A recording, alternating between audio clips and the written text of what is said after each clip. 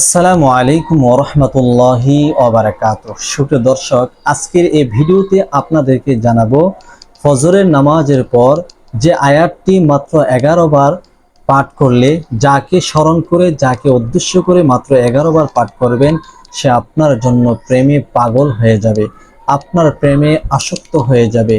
আপনার সাথে যদি সে মনোমালিন্য থাকে, ঝগড়াঝাটি থাকে, তাহলে ফজরের নামাজের পরে এই আমলটি করুন। ইনশাআল্লাহ সে আপনার সাথে কথা বলতে বাধ্য হয়ে যাবে।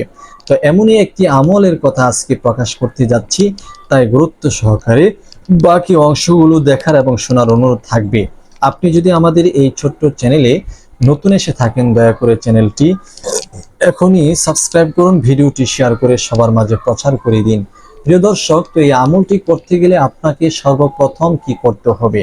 এই আমলটি করার জন্য আপনাকে সর্বপ্রথম নিজে পবিত্রতা অর্জন করতে হবে। আপনি ভালোভাবে পবিত্রতা অর্জন করে নেবেন। এরপরে আপনি যদি ফজরের নামাজের পর সাথে সাথেই করেন, তো নামাজের পাটিতে বসে আপনি এই আমলটি করে নেবেন। 3 বার ইস্তেগফার আদায় করে নেবেন।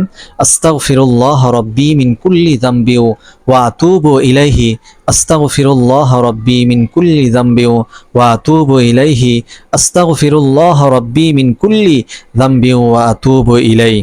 এরপরে 3 বার দুরুদ ইব্রাহিম পাঠ করবেন, যে দুরুদ আমরা নামাজের মধ্যে পড়ে থাকি, যেমন আল্লাহুম্মা সাল্লি আলা মুহাম্মদ ওয়া আলা আলি মুহাম্মদ কামা সাল্লাইতা আলা ইব্রাহিম ওয়া আলা আলি ইব্রাহিম ইন্নাকা হামিদুম মাজিদ।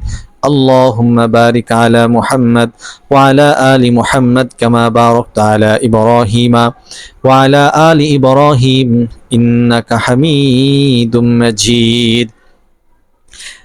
এরকম ভাবে 3 বার ইস্তেগফার, 3 বার দুরুদে ইব্রাহিম পাঠ করা কমপ্লিট হয়ে গেলে আপনি যার উদ্দেশ্য করে আমলটি করতে চাচ্ছেন তাকে স্মরণ করে 11 বার এই আয়াতটি পড়বেন।